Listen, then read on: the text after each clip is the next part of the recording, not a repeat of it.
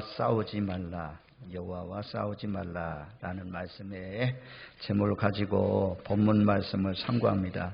이 제 말이 아니고 하나님 말씀에 있는 말씀을 직접 설교 제목으로 삼았습니다. 12절 말씀 가운데 보면 너희 조상들의 하나님 여호와와 싸우지 말라, 너희가 형통하지 못하리라 라고 아비암이 여로보암에게 하신 말씀입니다. 우리의 인생에 가는 길에 하나님을 믿으면서도 하나님이 싸워주는 인생, 하나님이 도와주는 인생이 돼야 되는데 하나님이 오히려 대적하시고 적들처럼 싸우는 것은 싸우는 그런 인생이 있다는 것입니다. 우리가 여로보암 악인의 잣대, 멸망한 사람의 잣대로 표준을 삼을 때 여호와 보시기에 여로보암처럼 악한 길로 살았더라, 이런 말씀들이 열왕기 또 역대기에 많이 나오잖아요. 그래서 여로보암처럼 살면 안 됩니다. 우리는 여호와 보시기에 다윗처럼 정직하게 행하였더라. 다윗은 의인의 표준이잖아요. 의인의 표준, 의인의 잣대, 의인의 모델은 다윗이고, 악인의 잣대, 악인의 기준, 악인의 모델은 여로보암입니다. 여로보암은 하나님하고 싸우다가 망한 나라까지도 망하게 한 그런 장본입니다. 그래서 우리가 잘못하면 내 가정이 망하고 내 가족들이 망하고 또 내가 다니는 교회가 망하고 우리 나라가 망합니다. 우리는 그렇게 살면 안 되고 다윗처럼 살아서 하나님이 도와주시고, 그래서 가정이 잘 되고 교회도 잘 되고 나라도 흥하는 복된 삶이 되시기를 주님의 이름으로 축원드립니다. 자, 오늘 13장 1절로 3절 말씀까지를 우리 한번 같이 읽겠습니다. 1절로 3절, 13장, 역대하 13장 1절로 3절 같이 읽습니다. 여로보암 왕 18째 해에 아비야가 유다 왕이 되고 예루살렘에서 3년 동안 다스리니라. 그의 어머니의 이름은 미가여요 기브아 사람 우리아의 딸이더라. 아비야가 여로보암과 더불어 싸울세 아비야는 싸움에 용감한 군사 40만 명을 택하여 싸움을 준비하였고, 여로보암은 큰 용사 80만을 택하여 그와 대진한지라. 아멘. 자, 여로보암 왕은 18회 동안, 그러니까 솔로몬 이후에 나라가 둘로 쪼개지잖아요. 남왕국은 솔로몬의 아들 르호보암이 다스리고, 북왕국은 솔로몬의 신하였던 여로보암이 배반을 해가지고 떠나가가지고 10지파를 통해서 북왕국을 건설했습니다. 그래서 북왕국의 초대왕이 누구냐면 여로보암입니다. 르호보암이 죽음으로 말미암아 연대기를 세는데 여로보암 왕 18째 해 아비야가 유다왕이 되었다라고 말씀합니다. 18년 동안이면 정권이 안정된, 북왕국의 정권이 안정됐다는 거죠. 그리고 예루살렘에서 아비야는 3년 동안 다스렸으니까 이제 겨우 르호보암이 죽고 난 뒤에 정권을 이어받아서 겨우 이제 정치를 이어가는, 아직까지도 정치적으로 안정되지 못한 그런 흔들리는 그런 나라일 수가 있다는 것입니다. 그 다음에 여기 3절 말씀에 보면 아비야 유다의 군대는 40만 명이고 여로보암 북왕국의 군대는 80만 명이다. 그래서 북왕국과 남왕국이 싸움을 하는데 북왕국은 80만 명, 아비야 유다의 남왕국은 40만 명. 절대 다수인 북왕국이 유리하죠. 정권도 안정되었죠. 모든 세상적인 여건 환경이, 남왕국은 게임이 안 됩니다. 2개 지파밖에 안 되는데 10개 지파가 있죠. 80만 명이죠. 어떻게 이깁니까? 이길 수가 없어요. 그런데 하나님이 이기게 하십니다. 숫자 많다고 전쟁에서 이기는 것이 아니라죠. 우리가 지난주에 기브온과 300명의 용사를 보았잖아요. 아니 300명이 13만 5천 명을 어떻게 이깁니까? 하나님 굳게 하고 의지하고 순종해서 나갔더니 하나님께서 싸워주셔서 하나님께서 싸워주셔서 그 전쟁에서 승리하게 했잖아요. 그런 것처럼 오늘 이 전쟁도 하나님께서 싸워주셔서 이깁니다. 여로보암은요 아주 노련한 사람입니다. 엄청나게 세상적으로 기술도 있고 능력도 있고 전술도 있고 머리가 뛰어난 사람이에요. 그래서 솔로몬에게 반역해서 나라를 일으킬 만한 그런 사람이고, 또 80만 명이나 되는 사람들 모으고, 또 전쟁하는 동안 다 그냥 얼마나 전략 전술이 뛰어난지 도간에 든 쥐처럼 딱 앞뒤로 포위해가지고 유다 백성을 다 가운데 놓고 공격해서 아주 괴멸시키려고 하는 그런 능력 있는 그런 사람입니다. 세상적으로 아주 뛰어난 사람이에요. 그런데 하나님이 도와주지 않으니까 세상적으로 아무리 뛰어나도 18년 동안 잘 정치적으로 왔지만 갑자기 괴멸당하며 죽음당합니다. 여호와께서 치심으로 죽임을 당해요. 그 이유가 무엇인지 이제 이런 상황에서 아비야가 먼저 진과 진이 마주대하고 있잖아요. 그때 아비야가 왕이 등장을 해가지고 심리전을 펼치면서 말씀을 전해요. 말씀을 4절 말씀에 보면 아비야가 에브라임 산중 스마라임 산위에 서서 이르되, 여로보암과 여러분과 함께 있는 군인들, 북왕국의 무리들 향해서 또 유다의 남왕국의 군인들 향해서 말씀을 외칩니다. 우리에게는 소금 언약이 있다. 소금은 바다에서도 짜고 어디서든 짜요. 우리가 먹어보면 다 짜요. 이 소금은 변함이 없다는 거죠. 소금 언약. 근데 하나님이 다윗과 언약했다는 거죠. 영원히 다윗의 자손들이 나라를 다스리게 될 것이다. 이 변함없는 소금의 언약인데, 그런데 여로보암 너는 6절 말씀에 보면 다윗의 아들 솔로몬의 신하 느바스의 아들 여로보암이 일어나 자기 주를 배반하고, 너는 솔로몬을 배반한 사람이다. 배반한 사람이다. 그 다음에 7절 말씀에 보면 남봉꾼과 잡배가 모여 따름으로, 너를 따르는 사람이 누구냐? 남봉꾼들, 잡배들, 이런 사람들이 너를 따르겠다. 그래서 솔로몬을 대적해서 나라를 이루었다. 르호보암이 어려서 이 일을 막지를 못했지만 8절 말씀으로 내려가니까 우리 한번 8절 말씀을 같이 읽습니다. 이제 너희가 또 다윗의 자손의 손으로 다스리는 여호와의 나라를 대적하려 하는도다. 너희는 큰 무리요 또 여로보암이 너희를 위하여 신으로 만든 금송아지들이 너희와 함께 있도다. 이 여로보암의 길로, 여호와 보시기에 여로보암의 길로 나아갔다. 이런 사람들은 애굽의 신, 애굽은 금송아지를 소를 섬기잖아요. 소를 만들었어요. 여로보암이 나라는 쪼개졌는데 지금 다윗 시대, 솔로몬 시대, 예루살렘 성전으로 계속해서 사람들이 올라가는 것입니다. 절기 때만 되면 북왕국에서 남왕국으로 예배드리러 가는 거예요. 그러니까 이 왕은 그것을 싫어해가지고 다 우리에게도 예배의 단을 만들자. 그래서 베델과 단에다가 금송아지를 만들어 놓고 남왕국 예루살렘 성전에 가지 못하도록 했다는 것입니다. 금송아지를 만들었어요. 금송아지는 누가 싫어하는 것입니까? 하나님이 싫어하는 거죠. 지금 하나님을 대적하고 있어요. 하나님을 대적하고 있어요. 그러니 하나님이 싸울 수밖에 없는 거죠. 그래서 망하는 것입니다. 우리는 하나님만 섬기고 하나님만 경배하고 하나님만 찬양해야 됩니다.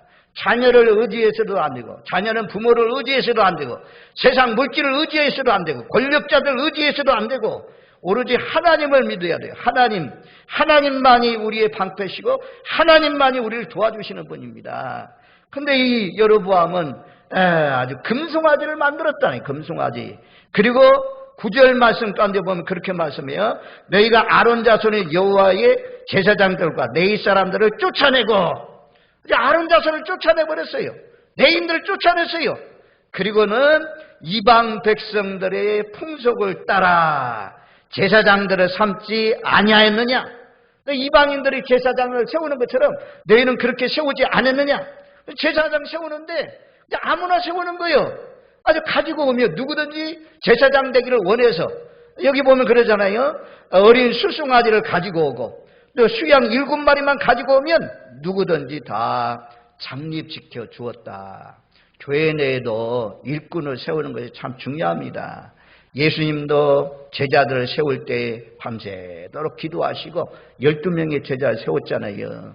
그 가운데 한 명 간원유다가 이제 배반하고 잘못된 그런 사람으로 쓰임받는 것을 우리가 볼 수가 있는데, 하나님의 아들도 예수님도 기도 많이 하고 선택했지만 그 가운데 간원유다 같은 사람이 나왔다는 거죠. 초대교회도 7명의 집사를 세우잖아요. 근데 그 초대교회 7명의 집사 가운데도 또 요한계시록과 연결해 보면 이굴라 당이 생겨가지고 좀 어려운 일 당하는 것을 볼 수가 있습니다. 아무튼 교회 일꾼들 잘 세워야 되는데, 레인들 제사장들은 다 쫓아내버리고 송아지 가지고 오고 순양만 누구든지 가지고 오면 장립해가지고 허무한 신들의 제사장들 를 세웠다라고 말씀하면 이것이 하나님을 대적하는 일입니다. 하나님이 기뻐하지 않는 일입니다. 그 다음에 10절 말씀에 보면 그렇게 말씀해요. 우리에게는 우리 여호와께서 우리 하나님이 되시니 우리가 그를 배반하지 아니하였고 여호와를 섬기는 제사장들이 있으니 아론의 자손이요 또 레위 사람들의 수종들어. 자, 여기는 이제 하나님이 도와주는 사람, 하나님이 싸워주는 사람. 아비야, 남한국은 이와 같은 나라는 거죠. 너희 북왕국과 전혀 우리는 다르다. 너희처럼 금송아지 만들지 않았다. 우리는 정상적으로 모세의 율법을 쫓아서 다윗과 솔로몬이 타락하기 전에 신앙을 쫓아서 하나님을 경건하게 섬기는 그런 율법을 쫓아서 살아가는 그런 나라다 라고, 하나님이 기뻐하는 나라다, 하나님이 함께하는 나라다 라고 말씀해요. 하나님이 함께하는 나라는 아론 자손 레인들이 성막에서 수종 들고 성전에서 수종 들고, 그리고 11절 말씀에 보면 이렇게 살아야 하나님이 싸워주시고 하나님이 도와주시는 사람이라는 거죠. 자, 11절 말씀은 같이 읽습니다. 매일 아침 저녁으로 여호와 앞에 번제를 드리며 분향하며 또 깨끗한 상에 진설병을 놓고 또 금 등잔대가 있어 그 등에 저녁마다 불을 켰나니 우리는 우리 하나님 여호와의 계명을 지키나니 너희는 그를 배반하였느니라. 아침과 우리는 매일같이 아침과 저녁에 우리는 여호와 앞에 번제를 드렸다. 오늘 말씀으로 하면 우리가 아침에도 예배, 저녁에도 예배 드리면서 살았다. 예배당에 모여서 예배하지 않지만 여러분들 가정에서 날마다 이렇게 아침에도 예배, 저녁에도 예배 드리는 삶이 하나님이 도와주시는 삶이요, 하나님이 싸워주는 인생입니다. 하나님이 싸워주는 인생이 돼야, 하나님이 도와주는 인생이 돼야 우리 인생이 잘 풀려가죠. 아니 그냥 예배 없는 모임, 예배 없는 친교, 기도 없는, 찬양도 없는 그런 모임, 그것은요 하나님이 기뻐하는 모임이 아니야. 하나님의 교회와 관계는 모든 모임에는 예배가 있고 기도가 있고 찬양이 있고 이런 모임이 하나님이 기뻐하죠. 매일같이 아침과 저녁에 모여서 예배했다. 여전도에 모이면 예배, 남성교에 모이면 예배, 제일 먼저 예배 드리고부터, 야외에 가도 예배 드리고부터, 그렇게 해야 하나님이 기뻐해요. 그래서 모든 모임에는 우리 전부 다 경건 예배부터, 부서 모임도 경건 예배부터, 당회도 경건 예배부터 전부 다 하잖아요. 그러니까 하여튼 하나님은 예배 없던 우리로 하여금 예배 드리라고 하나님 불러주셨어요. 아비야 남한국에는 지금 아직까지도 매일 아침과 저녁으로 여호와 앞에 번제를 드리고 있다. 분향하고 진설병도 깨끗한 것으로 바꾸고 등잔대도 늘 저녁마다 불을 켜서 우리가 지키면서 여호와의 계명을 지키면서 살고 있다라고 고백하고 있잖아요. 하나님이 이런 인생을 도와주십니다. 여호와의 계명을 지켜서 여호와의 계명을 따라서 살면 형통한다 말씀이에요. 이런 말씀이 얼마나 많은지 한번 잘 따라오면서 들어보세요. 열왕기상 2장 3절에 보면 이렇게 말씀해요. 다윗이 이제 유언과 같은 말씀이에요. 열왕기상 2장 3절, 내 하나님 여호와의 명령을 지켜 그 길로 행하면 그 법률과 계명과 율례와 증거를 모세의 율법에 기록된 대로 지키라. 그리하면 내가 무엇을 하든지 어디로 가든지 형통할지니라. 여호와의 명령을 지켜 모세의 율법에 기록된 대로 지키라. 지키면, 그리하면 어디로 가든지 무엇을 하든지 형통한다 약속하잖아요.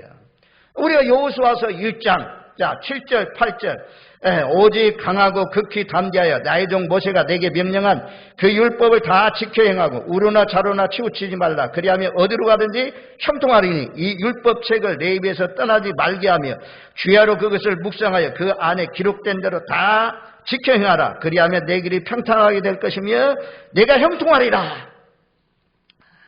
우리가 뭔가 잘 안 풀리고 꼬여있고 안 되고 그 이유 가운데 하나는 불순종하기 때문이에요.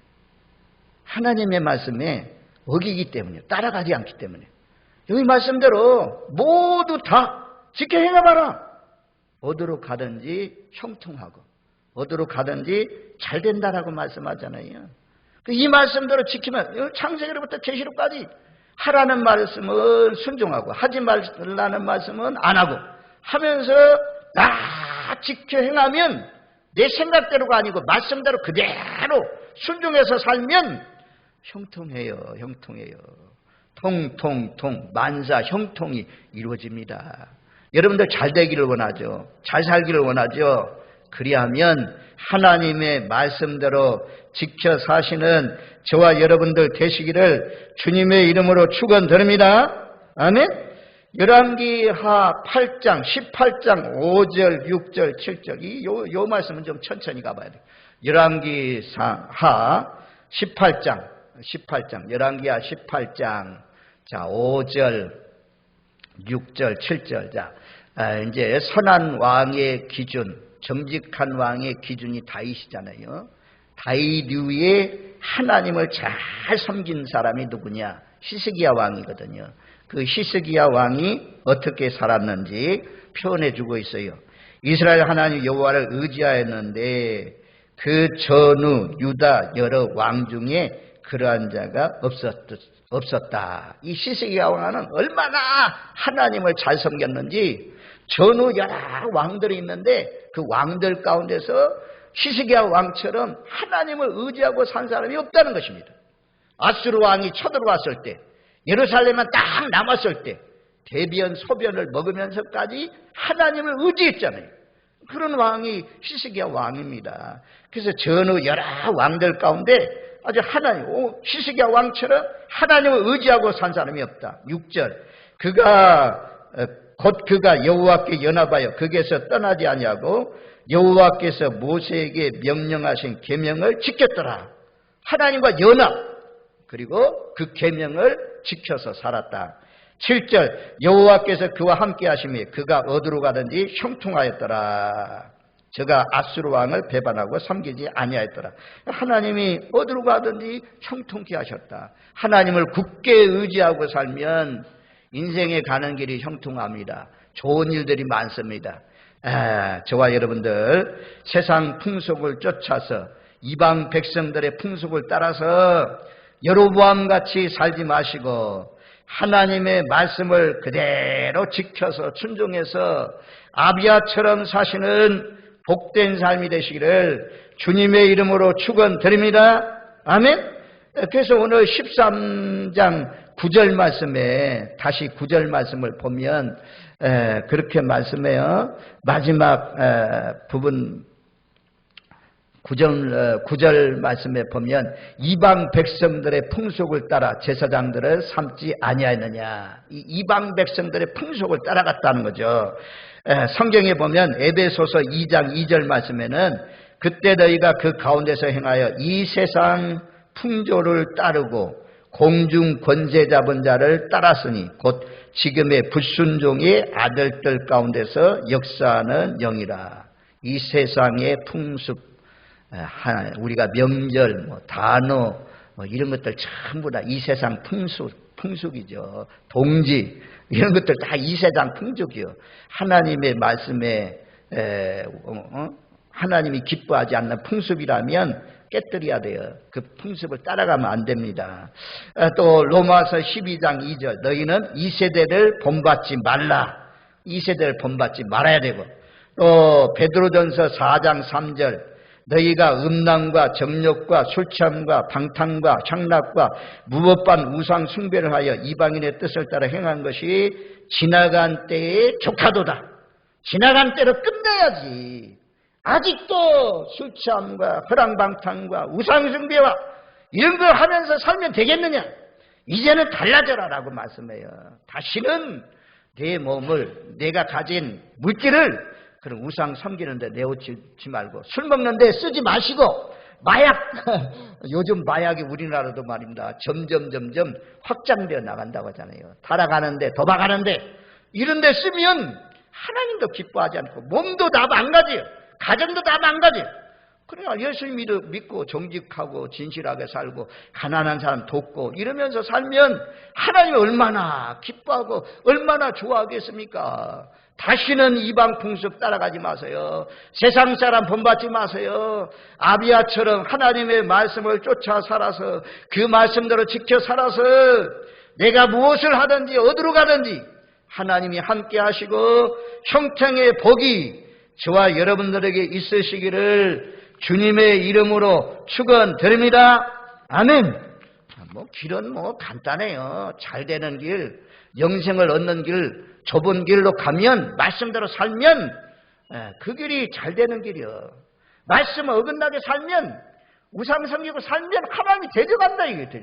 교회 와서 예배드리고 앉아있지만 여러분들 가정 속에서, 직장 속에서, 삶 속에서 하나님 미워하는 것 하면 하나님이 데려간다 그래요. 하나님이 그냥 지금 바라보고 있는 거죠. 안타까워서 그냥 바라보고 있는 거죠. 하나님의 진노를 쌓고 있는 거죠. 나중에 나팔 소리가 울려 퍼질 때 한꺼번에 쏟아져서 하나님께서 육은 멸하시고 영은 아주 그냥 지옥의 형벌을 받는 곳에 던져질 수밖에 없는 것입니다.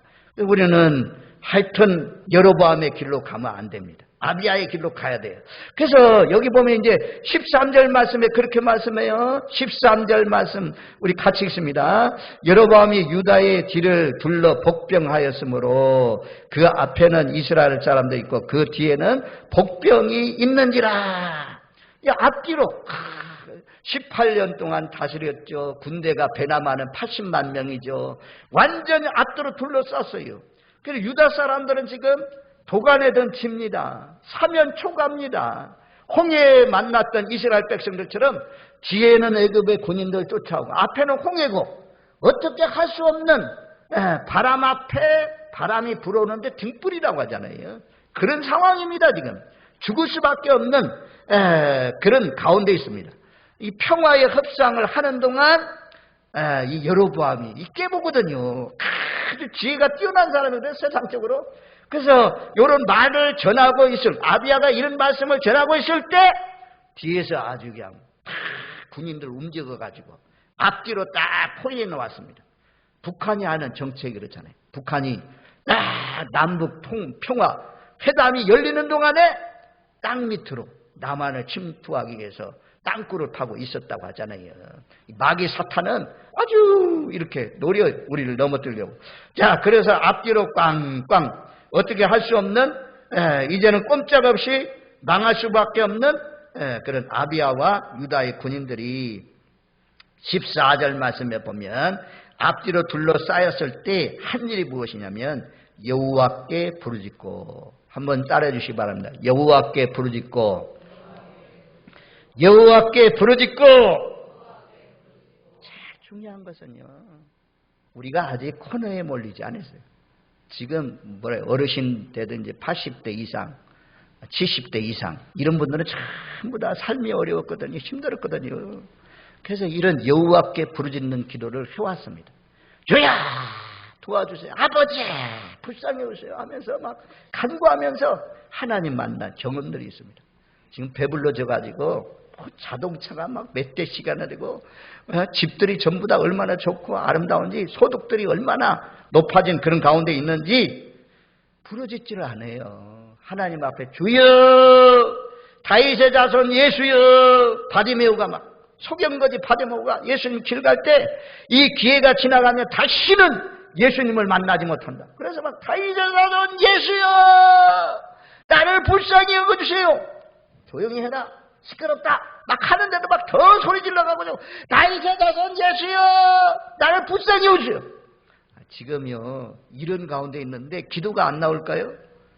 아니 앞에도 40만, 뒤에도 40만, 그래서 가운데 40만이 딱 갇혔는데 이거 뭐 꼼짝없이 죽게 되었잖아요. 그러니까 막 소리를 부르짖었다라는 다음 15절 말씀에 유다 사람이 소리를 지르며 유다 사람이 소리를 지를 때에 소리를 질러야 돼요.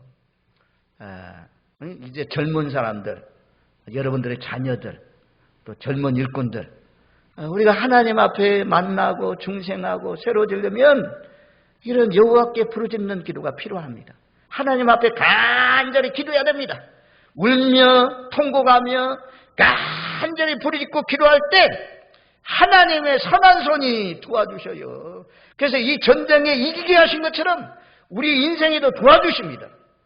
지금 그냥 평안하니까 기도 안 하는 것 같아요. 옛날보다도 기도 소리가 점점 줄어들고 있는 한국교회, 전 세계 교회가 그런 것 같은데 이제 마지막 시대가 가까워졌잖아요. 요한계시록에 있는 말씀대로 앞으로 뭐 환란이 온다고 하죠. 개국 이래로 없는, 창세 이래로 없는 큰 환란이 온다고 하잖아요. 세상 사람들이 이런 일을 세상에서 일어나는 일을 보면서 기절한다고 하잖아요. 그런 때 너희는 일어나서 머리를 들라. 너희 구속이 가까워졌느니라. 지금 뭐 부분부분 전쟁이잖아요. 우크라이나 러시아 전쟁, 하마스하고 이스라엘 전쟁, 부분 전쟁에도 이렇게 세계가 어려워지고 있는 가운데 있는데 전 세계가 막 전쟁한다고 봐요. 그러면 얼마나 어렵겠어요. 지금 이 시대는 기도로 무장해놔야 돼요. 말씀으로, 기도로, 성령으로 무장해서 여호와께 부르짖고 소리질러 기도해서 하나님 만나셔서 아무리 어려운 일이 와도 나는 예수님이 나의 죄를 위해서 십자가에 못 박혀 죽으신 것을 확실히 믿습니다. 나는 예수님 부활하실 것을 나는 확실히 부활하실 것을 믿습니다. 이런 믿음을 가지고 있어야 영생 복락을 얻죠. 저와 여러분들, 하여튼 하나님은요 우리를 연단하세요. 우리를 하여금 하나님을 부르짖어서 기도할 수 있는 환경으로 끌어가십니다. 지금까지 여러분들 그런 시절이 없었다니 감사하죠. 너무너무 감사하죠.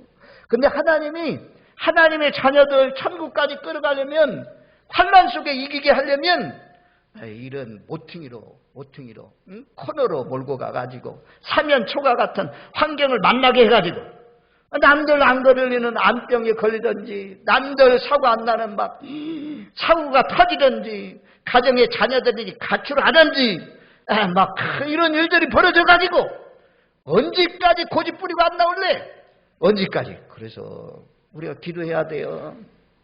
여러분들 사과나무가 아니라 여기는 감나무, 복숭아나무 밑에 거기에 막 무릎 꿇으세요. 정말 어려우면 아무도 안 보잖아요. 하나님 보신단 말이에요. 거기서 막 하나님도 도와주세요. 하나님 아니면 누가 이것을 해결해 줍니까? 그동안 내가 하나님 앞에 불순종하고 하나님 말씀대로 못 산 거, 내 마음대로 산 거, 내 고집대로 산 거 하나님 해결합니다. 도와주세요. 나를 불쌍히 봐서 도와주세요.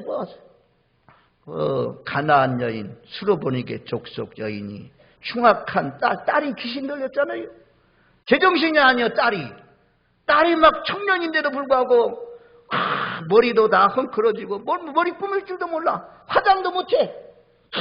옷도 막 다 내놓고 다니고 막 이러니 그 부모 어머니의 마음이 얼마나 찢어져. 그래서 예수님 앞에 와가지고 다윗의 자손 예수야, 내 딸이 흉악한 귀신 들려서 나가면서 막 소리 지르잖아요.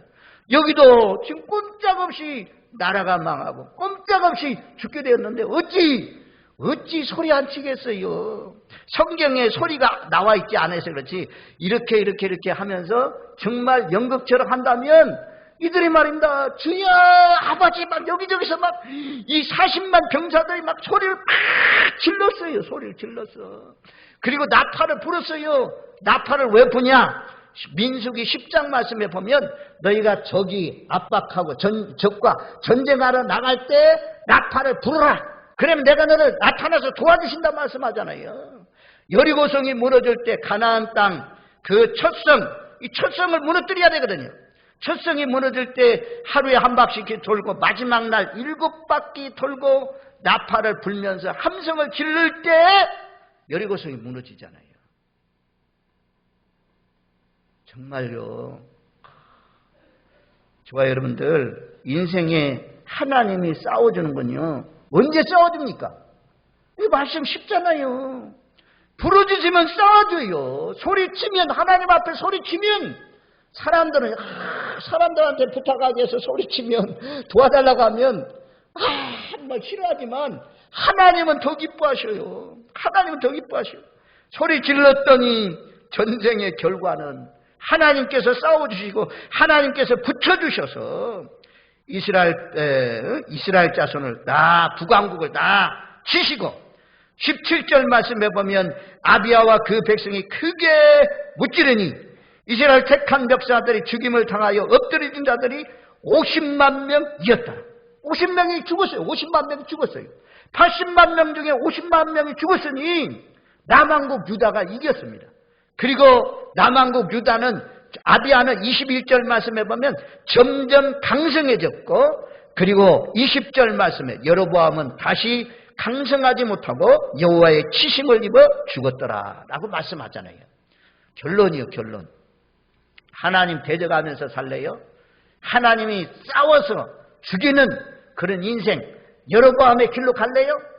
아니면 아비야처럼 어려울 때마다 하나님 의지하고 하나님 부르짖고 매일 아침 경건하고 예배드리고 분향을 하고 하는 것처럼 기도하고 부르짖고 말씀을 쫓아서 살아서 하나님이 싸워주시고 하나님이 도와주시는 인생이 될래요. 우리 모두 다 내 뜻, 내 계획 다 내려놓으시고 하나님의 뜻 말씀을 쫓아서 계명대로 살아서 하나님이 싸워주시는 하나님이 도와주시는 인생들이 되시기를 주님의 이름으로 축원드립니다. 아멘.